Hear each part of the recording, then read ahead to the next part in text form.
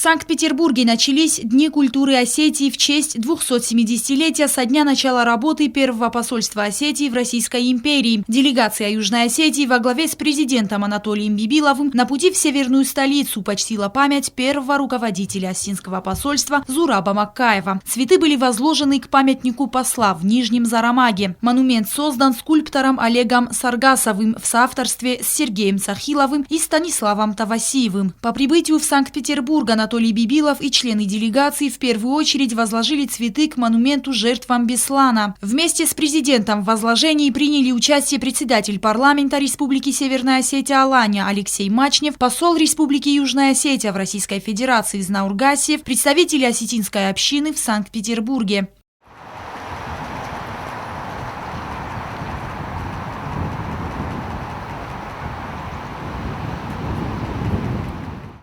После возложения Анатолий Бибилов посетил храм Успения Пресвятой Богородицы, около которого установлен памятник жертвам теракта. Затем, во время посещения Государственного мемориального музея обороны и блокады Ленинграда, для гостей была проведена экскурсия. Музей был открыт во время Великой Отечественной войны в 1944 году. Выставленные экспозиции показывают жизнь в блокадном городе, оборону Ленинграда. Среди экспонатов фото и видеоматериалы, дневники блокадников, личные вещи, оружие защитников города. В музее благодаря личным свидетельствам блокадников практически показан весь ход истории. Анатолий Бибилов оставил запись в книге почетных посетителей. Глава государства отметил колоссальный труд сотрудников музея и подчеркнул, что сохраненные свидетельства последствий войны должны предостерегать будущие поколения от новых трагедий. Анатолий Бибилов возложил в музее цветы, почтив память жертв блокадного Ленинграда.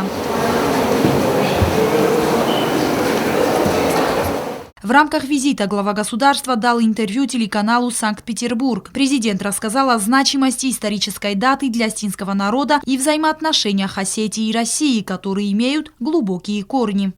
Осетия, как единая Осетия, вошла в состав Российской империи в 1774 году. Никаких споров не может быть. Это довольно-таки точные исторические даты. Но тут надо понимать, что общение Древней Руси и осетин, оно не началось, допустим, в том же 18 веке, а гораздо раньше. Тогда осетин, по большому счету, знали как ясов, как алан. Отношения между Древней Русью и аланами, они, в принципе, были довольно-таки тесные. Много совместных военных походов делали в то время.